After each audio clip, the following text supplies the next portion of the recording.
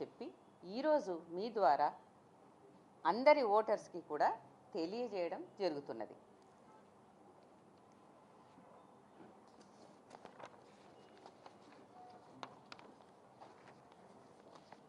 ఈ time schedule 31 జిల్లాలకు 565 మండలాలలో నిర్వహిస్తాము.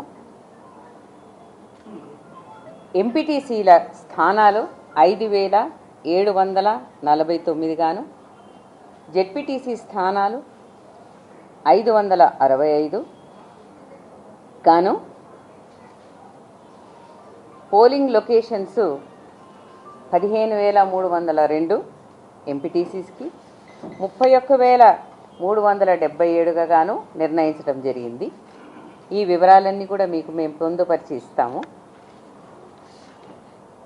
టోటల్ జీపీస్ 12733 కాను, అలాగే వార్డులు 1,12,288 కాను, పోలింగ్ స్టేషన్స్ 1,12,770గా ఖరారు చేయటమైంది. జీపీ పోలింగ్ స్టేషన్స్ అంటే సర్పంచులకు నిర్వహించే ఎన్నికలకు గాను పోలింగ్ స్టేషన్స్ 15,522 గాను నిర్ణయించడం జరిగింది. ఈ పోలింగ్ స్టేషన్లో ఈ వేకెన్సీస్కి గాను ఓటర్ల సంఖ్య మేల్ 81,65,894, ఫీమేల్ 85,36,770, అదర్స్ 504.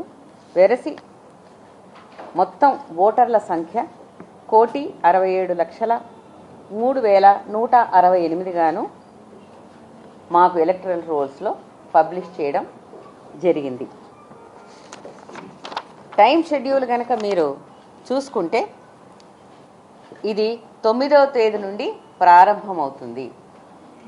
9 అంటే మనం అందరం పండగలు చేసుకున్న తర్వాత 9వ రోజు గురువారము ఉదయము ఎలక్షన్ నోటీసు అన్నది 9వ తేదీ నుంచి మొదలవుతుంది. ఆ రోజు నుంచి నామినేషన్స్ వేయవచ్చును. అయితే ఇది దఫాల వారీగా ఉన్నాయి కాబట్టి మొదట ఎంపీటీసీ అండ్ జెడ్పీటీసీ స్థానాలకు, పిదప గ్రామ పంచాయతీలు అలాగే వార్డు స్థానాలకు ఉన్నటువంటి వేకెన్సీస్కి ఈ ఎన్నికలు అనేవి నిర్వహింపబడతాయి.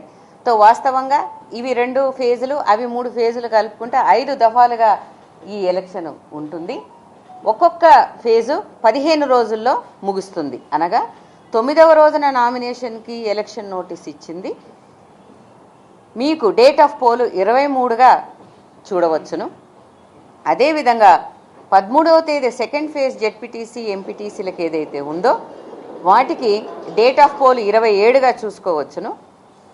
గ్రామ పంచాయతీలకు వచ్చేస్తే ఫస్ట్ ఫేజు 17th ఫ్రైడే రోజున మొదలు పెడితే వారికి డేట్ ఆఫ్ పోలు 31వ తేదీ, అదే రోజున మీకు అందరికీ తెలుసు రిజల్ట్స్ కూడా డిక్లేర్ అవుతాయి.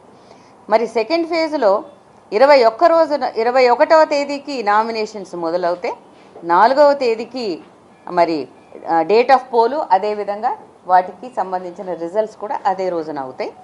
3వ ఫేజ్లో 25 శనివారం రోజున ఎలక్షన్ నోటీసు అన్నది విడుదల చేస్తే నామినేషన్స్తో మొదలై డేట్ ఆఫ్ పోలు 8వ తేదీ మళ్ళీ శనివారం రోజున అవుతుంది. ఇవన్నీ ముగిసిన పిదప 11వ తేదీన ఎంపీటీసీ అండ్ జెడ్పీటీసీ కౌంటింగ్ అనేది ముగుస్తుంది. కాబట్టి దీన్ని బట్టి ఈ 5 దఫాలని 9వ తేదీ అక్టోబర్న మొదలుపెట్టి 11వ తేదీ నవంబర్కి ఇవి ముగియడం అన్నది ఈ యొక్క టైం షెడ్యూల్లో మీరు చూడవచ్చును. దీంట్లో చాలా డీటెయిల్స్ కూడా ఉంటాయి. అవన్నీ కూడా మీకు పొందుపరిచి ఆ వివరాలతో సహా మీకు ఇవ్వడం జరుగుతుంది. ఈ మొత్తం టైం షెడ్యూల్ని గెజెట్ ద్వారా కూడా మొత్తం అన్ని జిల్లాలకు, అన్ని డిస్ట్రిక్ట్ ఎలక్షన్ అథారిటీస్కి కూడా మేము ఇవ్వడం జరుగుతుంది. ఈరోజు ఈ అనౌన్స్మెంట్కు ఈ క్షణం నుంచే ఎంసీసీ కోడ్ అన్నది మాత్రం వస్తుంది. నోటీసు 9వ తేదీ ఉన్నప్పటికీ మోడల్ కోడ్ ఆఫ్ కండక్ట్ ఇప్పుడు ఈ క్షణం నుంచే అమలులోకి వస్తుంది. కాబట్టి నేను మీ అందరి తరఫున కూడా మరి రాష్ట్ర ప్రభుత్వం వారిని, అలాగే మన దగ్గర ప్రత్యేకంగా విచ్చేసినటువంటి డీజీ గారికి మరి ఏమని డైరెక్షన్స్ ఇస్తున్నాము అని అంటే ఈ ఎంసీసీ కోడ్ చాలా జాగ్రత్తగా పటిష్టంగా పకడ్బందీగా నిర్వహించడానికి చాలా అవసరం కాబట్టి ఎన్నికల సందర్భంలో ఆ ఎంసీసీ కోడ్ను చాలా జాగ్రత్తగా నిర్వహించాలని చెప్పేసి వారిని నేను కోరుకుంటూ ఉన్నాను. ఒక ఎంసీసీ కోడ్ తప్ప మిగతా